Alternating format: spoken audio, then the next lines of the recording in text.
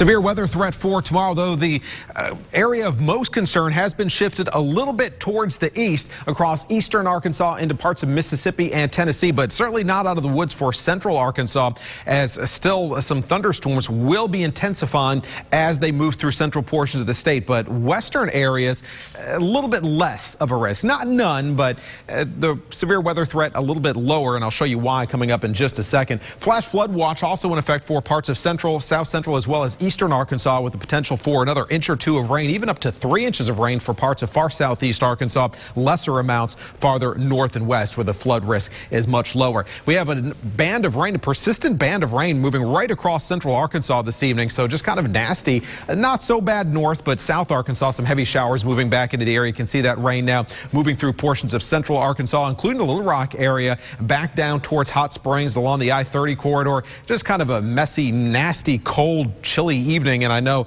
a lot of you getting kind of sick of this pattern, this cold rain. This is the third day this week that we've had to deal with the cold rain across the state. At least no ice out there. And then tomorrow we'll make a fourth wet day this week, although it's not going to be wet and cold the entire day. That's the good news. As a matter of fact, it's going to warm up.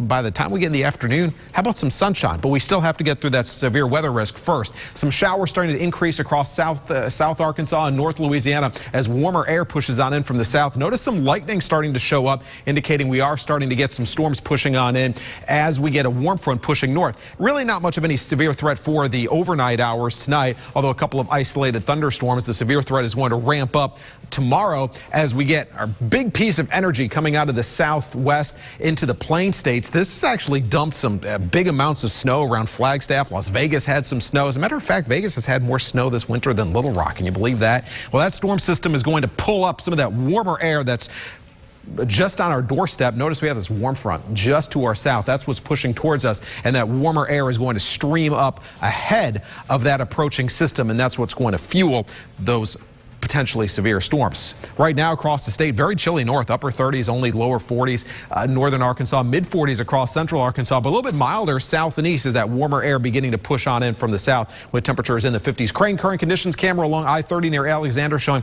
still some wet weather, only 45 and feels like 41 because of that wind out of the north. As we go through the overnight hours, showers continue, some isolated thunderstorms, and then the severe risk increases as we have a fast moving cold front approach the state. At the same time, we have that warmer air coming on up. And because this system is going to be moving so fast, by the time the warm air gets in, the storms are already going to be pushing through western Arkansas. So really not much of an opportunity for these storms to organize as they first move into western Arkansas. But then as they starts encountering that warmer air, that's when those storms begin to intensify as they quickly move towards the east. Some strong wind gusts, possibly even an isolated tornado threat, especially running the northern edge of where we have that warmer air coming on in. That's where that risk will be maximized. And then those storms quickly push on off towards the east. We clear out for the afternoon. Cooler air moves on in as we get towards tomorrow night. Quite windy as that secondary front moves on through. Starting off breezy and cool on Sunday, but then milder with some sunshine for the afternoon, and the early part of next week looking pretty good. So for tomorrow, temperature starting off in the low 50s, showers and storms